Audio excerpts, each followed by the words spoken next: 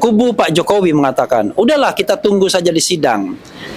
Itu pemikiran dari mereka, yang tentu enaknya mereka. 1 tahun hampir mereka tidak dapat bekerja dengan baik, padahal di antara RRT ini ada yang sedang menyelesaikan 2 disertasi, bayangkan. 1 ilmu kedokteran, 1 ilmu politik, bayangkan. Anda bisa bayangkan, tidak ada masalah saja, pecah kepala kita menyelesaikan 1 disertasi. Jadi pada gelar perkara khusus itu, dari 709 barang bukti, hanya 2 yang mereka tunjukkan, yaitu ijazah yang katanya sokol asli dan baru ditunjukkan pada tanggal 15 Desember 2025, dan ijazah SMA. Itu kita tidak boleh menyentuhnya, tidak boleh kemudian memotretnya. Makanya kami semua menantang, kalau mau jalur di luar pengadilan, ya bikinlah konferensi yang menguji keabsahan, keaslian ijazah tersebut. Bila perlu siaran langsung.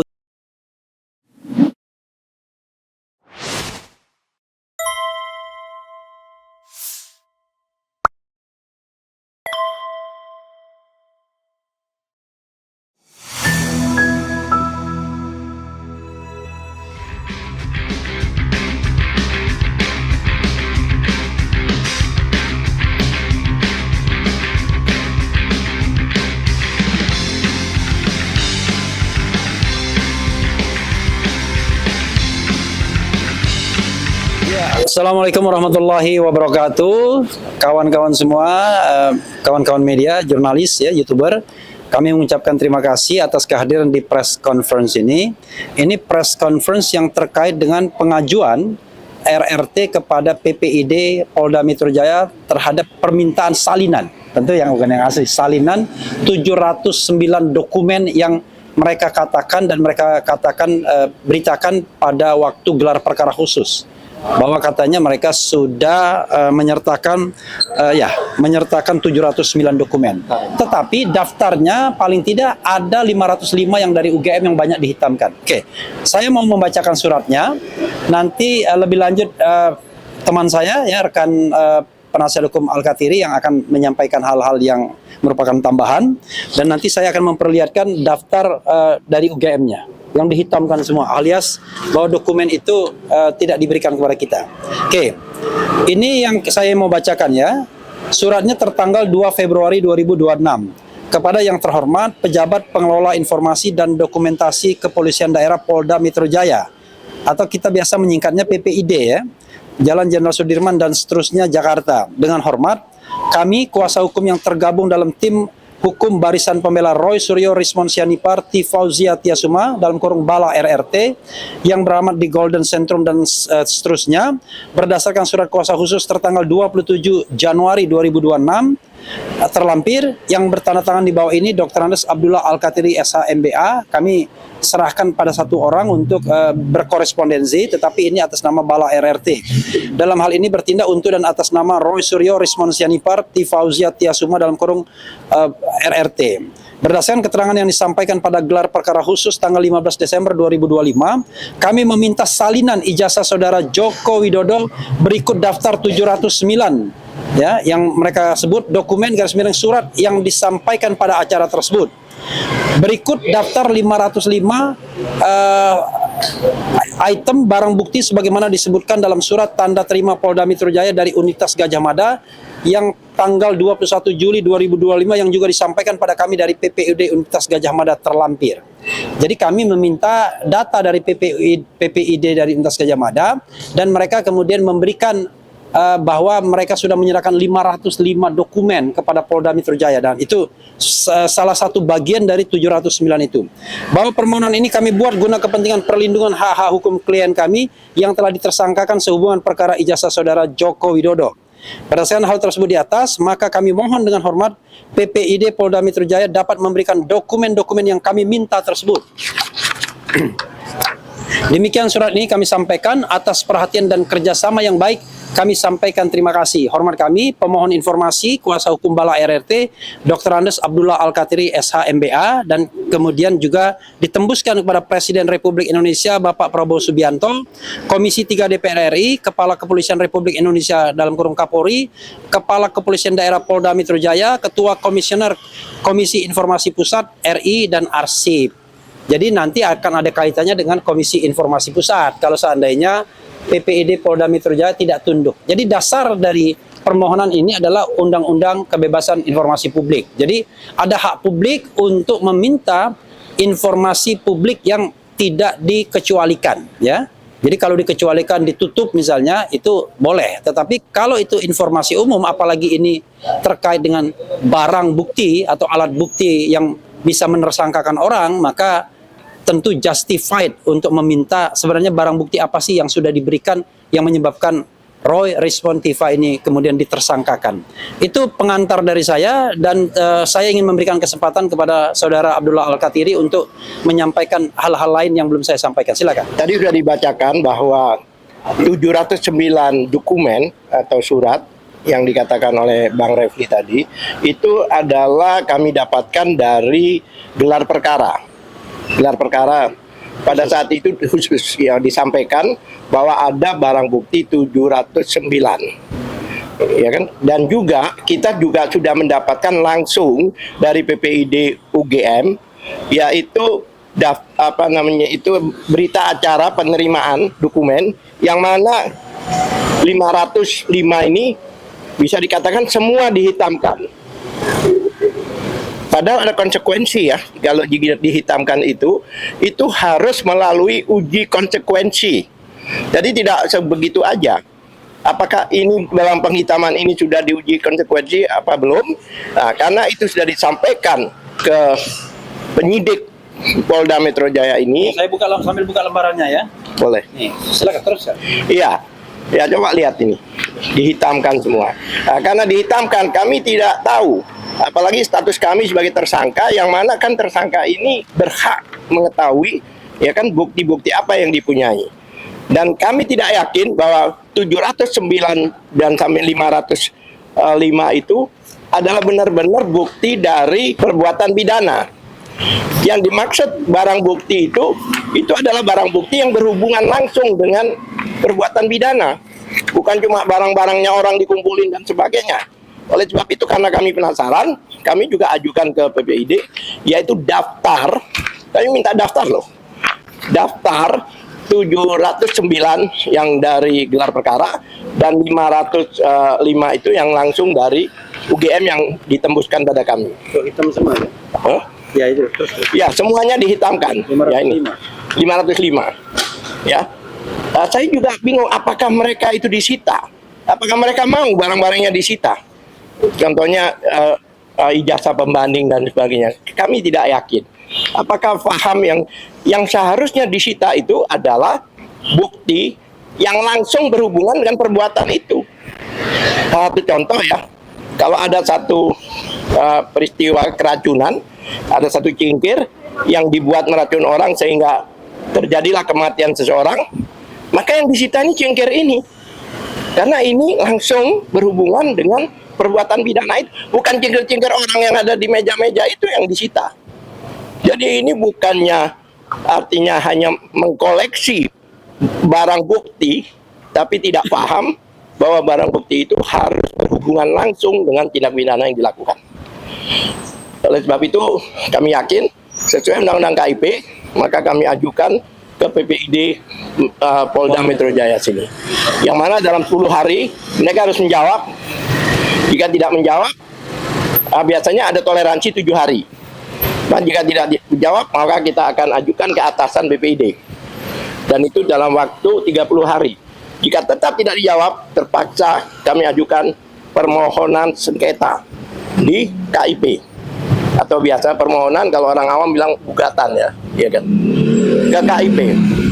Karena KIP pasti mempertanyakan apakah yang dihitam-hitam ini memang sudah melalui uji konsekuensi. Uji konsekuensi itu bukan katanya, tapi harus sesuai dengan ketentuan undang-undang. Khususnya undang-undang KIP, yaitu Undang-Undang Nomor 14 2008. Itu saya sampaikan. Jadi kawan-kawan semua ya, biar tidak misleading, sesungguhnya kasus ini adalah kasus yang menersangkakan Roy Rismond dan Tiva. Maka sesungguhnya kan yang harus dicari barang bukti dan kemudian jadi alat buktinya adalah apakah kemudian RRT, Roy Rismond Tiva, itu betul-betul melakukan sebuah tindak pidana, dugaan tindak pidana sebagaimana disangkakan kepada mereka. Tindak pidana fitnah, tindak pidana pencemaran nama baik, tindak pidana ujaran kebencian, tindak pidana mengedit dokumen dan merusak dokumen publik, tindak pidana membuat dokumen yang tidak otentik menjadi otentik. Tetapi ini bukan sidang pembuktian ijazah sesungguhnya. Nah, kami khawatir jangan-jangan 709 itu nggak ada kaitannya dengan RRT, tetapi so-called ingin membuktikan bahwa ijazah Jokowi asli. Kalau itu masalahnya, ya harusnya dia datang ke CLS, Citizen Lawsuit, bawa semua bukti bahwa ijazah itu asli. Nah, ini kan aneh, mereka menunggu sidang pidana, tetapi sidang pembuktian yang sudah running berjalan tidak mereka ikuti, padahal katanya kalau dipanggil pengadilan mereka akan datang. Nah, ini bentuk tidak konsekuennya Jokowi ya dalam membuktikan bahwa dia memang memiliki dokumen atau ijazah asli. Karena itu ya kami tetap meragukan bahwa dokumen asli yang katanya diperlihatkan ya pada tanggal 15 Desember 2025 itu ya dokumen yang menurut kami tetap dokumen palsu yang keyakinannya sampai 99,9%. Ada pertanyaan? Any question? Ya. Ini kan udah berjalan 3 bulan ya? Ya. 3 bulan. Ya. Terus kenapa baru sekarang kepikiran buat minta salinan barang bukti? Begini, bukan setelah jadi tersangka, jangan lupa baru Desember 709 itu di-reveal kan? Baru diberitahukan bahwa ada 700 dokumen yang dijadikan barang bukti, 709, dan itu baru kita ketahui pada tanggal 15 Desember 2025. Tentu di antara kita kan berproses ya, kan kita banyak hal yang kita kerjakan, tidak hanya mengirim surat kepada PPID ini, dan juga kami bicara tentang konsekuensi menguntungkan atau tidak bagi klien kami, dan akhirnya ya kami layangkan surat itu dengan menunjuk person in charge-nya Pak Al-Katiri begitu. Ada lagi? Mau tambahkan, silakan. Boleh saya tambahkan? Ya, silakan. Memang kami sebelumnya kami dapat isu bahwa ada 709 dokumen. Tapi kami secara legal, secara sahnya, yaitu sejak di gelar perkara. Ya, tanggal 15. Karena kami kalau membuktikan tidak boleh di luar. Tapi gelar perkara ini makanya kita gunakan sebagai bukti formil bahwa itu disampaikan pada kami. Walaupun tidak diberikan. Makanya jadi kami penasaran, oleh sebab itu kami meminta. Jadi sejak itu kami mencari formilnya. Ya kan? Kami nggak bisa mengajukan sesuatu permintaan tapi tidak ada dasar formil. Gitu. Jadi ini diajukan berarti? Iya, hari ini. Hari ini akan diajukan. Jadi kita press conference dulu, baru kemudian kita akan ajukan. Apa? Suratnya? Nih, suratnya ini. Oke.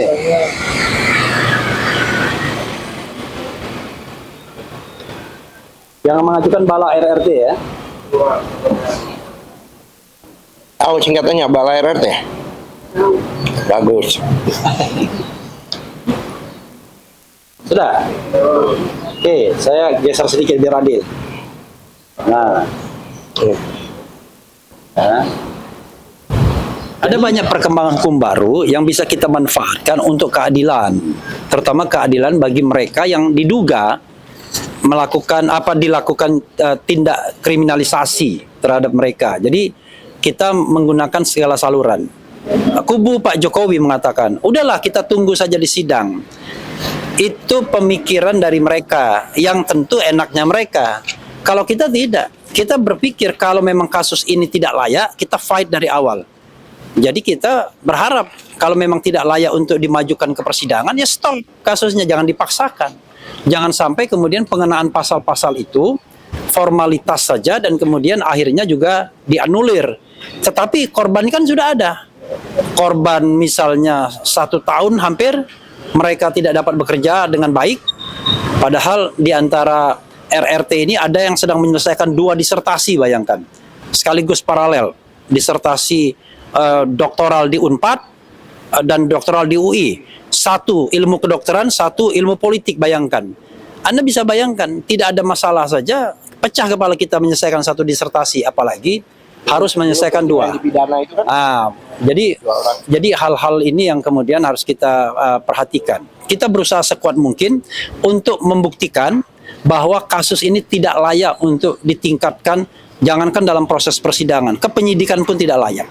Karena jelas-jelas ini kriminalisasi dan ini anti demokrasi, anti HAM, anti konstitusi. Dan mereka yang melakukan pelaporan itu tidak paham bagaimana berdemokrasi. Karena kalau kita paham berdemokrasi, kalau Anda merasa bahwa sebuah statement dari pakar itu tidak benar, ya Anda harus mengeluarkan statement yang membantah. Kalau dia membuat penelitian, Anda bikin hasil penelitian yang adequate, yang seimbang. Bukan kemudian orang membuat hasil penelitian dan dibukukan, orang membuat statement, yang terjadi adalah pelaporan polisi. Nah itu kan namanya tidak paham berdemokrasi. Dan unfortunately ini dilakukan oleh seorang mantan presiden yang 10 tahun berkuasa di Republik Indonesia ini dan sekarang masih berkuasa secara de facto. Begitu. Ada lagi? Jadi itu barang buktinya itu belum diketahui apa-apa aja. Barang bukti yang sudah kita ketahui sokol ijazah asli.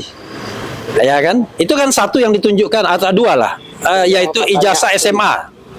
Jadi pada gelar perkara khusus itu, dari 709 barang bukti, hanya dua yang mereka tunjukkan. Yaitu ijazah yang katanya sokol asli dan baru ditunjukkan pada tanggal 15 Desember 2025, dan ijazah SMA.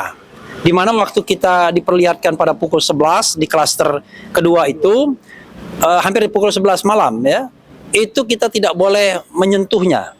Tidak boleh kemudian memotretnya. Makanya saya dalam beberapa kesempatan kami semua menantang kalau mau jalur di luar pengadilan, ya bikinlah konferensi yang menguji keabsahan, keaslian ijazah tersebut dan di depan publik, bila perlu pakai siaran langsung begitu, mengundang pakar-pakar independen bahkan dari luar negeri juga, dan nanti kita lihat bagaimana pendapat umum dari para pakar ini kalau kita mau mencari kebenaran substantif. Tapi kalau yang kita cari adalah bagaimana melindungi orang dari kekuasaan, dari aib besar yang mungkin akan terungkap, itu lain lagi persoalan. Kita kan sebagai bangsa, tujuan RRT itu bukan menghukum Pak Jokowi, tapi hanya ingin mengungkapkan kebenaran saja. Dan RRT tidak pernah mengatakan bahwa ijazah Pak Jokowi memalsukan ijazah, nggak pernah. Yang adalah ijazah Jokowi palsu berdasarkan scientific research yang mereka lakukan, dan itu mereka lakukan dalam jangka yang lumayan panjang sejak tahun 2022 ya, kalau Dr. Tifa misalnya, dan mereka sudah bukukan dalam Jokowi's White Paper. Jadi kalau mereka dikatakan bukan melakukan penelitian, tunjukkan apakah Jokowi's White Paper itu karya sampah atau itu karya yang didasarkan pada ilmu pengetahuan. No, tapi secara kasat mata pas lihat jasanya yang dilakukan dalam persidangan seperti dari kuasa hukum ya. Ya, ketika kita melihat secara kasat mata, ya ini ya, pertama kok dokumennya tipis banget. Karena biasanya ijazah itu agak tebal, tipis banget. Kedua, yang namanya embos-embosannya itu tidak timbul, tapi agak rata. Padahal yang namanya emboss itu bisa tembus belakang dan itu mengikat tanda tangan kan. Kemudian yang namanya watermarknya juga tipis, ya. Dan yang paling Roy Suryo katakan adalah fotonya. Foto Pak Jokowi itu tidak seperti foto yang berusia 40 tahun di situ. Nah itu yang kemudian menambah keyakinan kita ini nggak benar, ini palsu, ini tidak original. Dan ditambah lagi pada logika yang berjalan. Dua logikanya. Kenapa harus ada larangan untuk memotretnya, larangan untuk menyentuhnya? This is the question, a big question ya kan? Dan yang kedua, kenapa baru dikeluarkan pada tanggal 15 Desember kalau memang itu ijazah asli? Padahal sudah ada korbannya Gus Nur dan Bambang Tri. Padahal perdebatan mengenai keaslian dan ketidakaslian ijazah ini sudah ada minimal sejak tahun 2022. Maka berdasarkan logika dan scientific proof yang dikeluarkan oleh klien kami misalnya Roy Respond dan Dr. Tifa, ya kami berkeyakinan bahwa memang 99,9% ini palsu. Dan satu hal, keyakinan, opinion, apalagi expert opinion tidak boleh dan tidak seharusnya dikriminalisasi dengan laporan pidana. Kemarin kan sempat keluar pemeriksaan forensik mandiri. Iya. Jadi itu akhirnya Ya. Kami memang mendapatkan jawaban-jawaban yang tentu tidak tidak sesuai dengan ekspektasi kami. Rupanya mereka tidak dispesialisasi di sana lagi. Ya, jadi karena mereka tidak spesialisasi di sana lagi, ya sudah, kita kemudian tidak bisa menggunakannya. Apakah mereka menghindar atau tidak, kami tidak tahu. Ya, institusinya, kami tidak tahu. Tetapi jawaban formalnya adalah mereka tidak bisa melakukan karena mereka tidak melakukan lagi spesialisasi di sana. Jadi peruntukannya sudah peruntukan yang lain. Nah, karena itu menurut saya, kalau memang dalam negeri tidak ada yang bisa melakukannya, ya harusnya luar negeri, yang terdekat Singapura. Ya kan? Misalnya begitu. Apakah kemudian bisa dilakukan pengujian ke Singapura? Ya kalau memang dibutuhkan, why not? Kan tidak jauh juga. Nah, itu yang kami harapkan. Karena yang ingin kami cari adalah kebenaran substantif, bukan kebenaran prosedur atau upaya untuk melindungi seseorang. Karena kami membaca ini ada a big skenario untuk melindungi seseorang, ya kan, dari skandal yang besar yang bakal terungkap seandainya memang proses ini berlangsung secara adil dan transparan. Itu yang kami. Polisian diizinkan nggak? Jadi ada yang mau jawab ini. Jadi jadi gini, ada dua hal ya. Mereka mempersilahkan, ya kan? Tetapi kami mengupayakannya sendiri, gitu. Jadi kalau seandainya misalnya kami mendapatkan itu, ya kami bisa masukkan sebagai tambahan bukti kan, begitu. Tetapi pertanyaannya adalah sampai sekarang belum ada institusi yang menyatakan sanggup untuk melakukan pemeriksaan itu dengan alasan bahwa spesialisasi mereka tidak di sana lagi. Itu dari 2 dari 3 institusi yang kami surati. Kami tinggal menunggu 1 institusi. Nanti kita akan lihat ya bagaimana. Kalau enggak ya tadi kita harus cari yang namanya the second opinion, the third opinion. Nggak mungkin opini itu hanya satu-satunya dari penyidik. Karena dalam konteks pidana, penyidik dan Bareskrim Mabes Polri, ya lapor itu kan satu kesatuan mereka menghadapi kami. Dan kita tahu kasus ini adalah kasus yang nuansa politiknya tinggi. Jadi kita melawan negara yang digunakan oleh mantan presiden untuk melapor. Walaupun laporannya delik aduan, pencemaran nama baik dan fitnah, tapi toh ternyata tidak menghalangi penyidik untuk mengenakan pasal yang enggak, overcharging. Makanya nanti pekan depan sejumlah purnawirawan TNI itu akan melakukan gugatan perbuatan melawan hukum terhadap penyidik Polda Metro Jaya. Karena dianggap sudah melakukan abuses of power, ya, melakukan kesewenang-wenangan dalam menjalankan tugasnya. Nah, kita tunggu saja. Mungkin bisa disebutkan siapa namanya? Salah satunya Maijen Sunarko, kemudian Sri Rajasa, ya, kemudian ada yang mantan Hakim Agung Dwi Cipto, ya, Dwi pokoknya Pak Dwi, dan yang tercatat ada 17 orang. Apakah akan bertambah atau berkurang nanti kita lihat. Karena saya baru spill ya, tetapi dokumen resminya sedang dipersiapkan, terutama surat kuasanya ya. Gitu.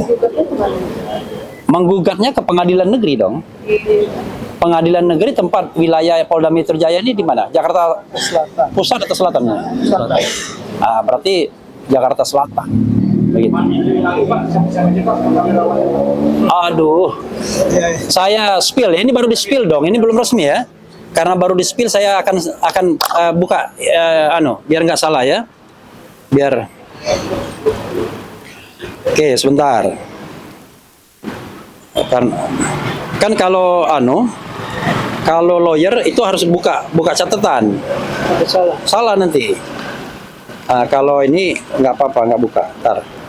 Tuh, rupanya Anda. Nah, oke. Ntar, kalau Anda sabar ya. Kalau Anda sabar. Nih. Saya membacakan beberapa di antaranya, tapi dengan disclaimer bahwa ini belum resmi ya. Antara lain Kolonel Laut Hasnan, Laksma itu Laksamana Muda atau Madia lah? Laksamana Muda mungkin ya. TNI Purnawiran Sony Santoso, Maijen TNI Purnawirawan Sunarko, Kolonel Purnawirawan Sri Rajasa, Laksma TNI Purnawirawan Dr. Gigi Muryono Aladin, Kolonel Purnawirawan M. Nur Saman, Brigjen TNI Purnawirawan Sudarto, Kolonel Purnawirawan Kusumastono, Marsda TNI Purnawirawan Amin Syah, Kolonel Purnawirawan Joko Indro Wahyono, Marsda TNI Purnawirawan Firdaus Samsudin, Brigjen TNI Purnawirawan Dedi Priyatna, Kolonel Purnawirawan Supandi Ali, Marsda TNI Purnawirawan Nazir Shah. Jadi ada beberapa sipil diantaranya karena mereka tergabung dalam forum Purnawirawan TNI ya. Nah, itu forum Purnawirawan forum pejuang Purnawirawan TNI kalau tidak salah, FPP TNI, dan diantara mereka ada yang sipil ya. Jadi karena pengurusnya tidak semua dari kalangan Purnawirawan tapi juga ada yang sipil. Nah, itulah beberapa nama yang akan menggugat penyidik Polda Metro Jaya ke Pengadilan Negeri. Apakah nanti Jakarta Selatan, Jakarta Pusat, kita akan lihat ya. Sepertinya Jakarta Selatan karena lokusnya kan di sini kan, Jakarta Selatan. Wilayah hukumnya ada di sini. Oke, silakan. Rekan Ramdan mau mengupdate. Makasih. Baru saja kami wajib lapor. Bentar Bang, pegang. Wajib lapor Dr. Tifa ya, salah satu dari RRT. Dan yang kedua, tadi kami juga ingin update terkait dengan saksi-saksi kita yang kemarin kita ajukan kembali. Tadi gampangnya saya sebut satu saja, Pak Adin Samsudin ya. Ya. Yang kita minta kemarin tapi belum dijadwalkan. Nanti kita minta tadi segera dijadwalkan karena kebutuhan kita adalah segera melengkapi suatu peristiwa dan mereka itu ahli. Yang kedua tentu saja tadi Pak Al-Katiri dan Bang Refli ini menyebutkan rekan Refli dan terkait dengan PPID. Tadi kita minta juga kuasanya dari Dr. Tifa sehingga lengkap nih Bang Al-Katiri, semua lengkap, sudah ditandatangani semua oleh prinsipal Pak Roy Suryo, Rismon maupun Dr. Tifa sehingga bisa kita ajukan sekarang juga ya setelah kita wawancara ke Polda Metro. Hak kita untuk mendapatkan informasi tadi terkait dengan bukti maupun alat bukti lainnya. Yang ketiga tentu saja ada kami mengundangnya teman-teman media ini pada hari Selasa kami sudah dipanggil oleh Mahkamah Konstitusi, Panitera sudah memanggil kita untuk bersidang pada hari Selasa tanggal 10 Februari pukul 14.30. Tentu saja sidang pertama ini adalah pemeriksaan berkas dan kemudian dismisal ya dengan 3 hakim konstitusi dan nanti kami sudah disiapkan 12 seat untuk para PH dan kemudian 3 seat untuk para prinsipal. Sehingga kemudian pemeriksaan ini bisa selesai, berkas kemudian sudah kami siapkan, kita masuk nanti pada sidang material ya, karena ini masih di dismissal. Gitu update kita. Oke, ya cukup ya. Kalau tidak cukup, kita cukupkan.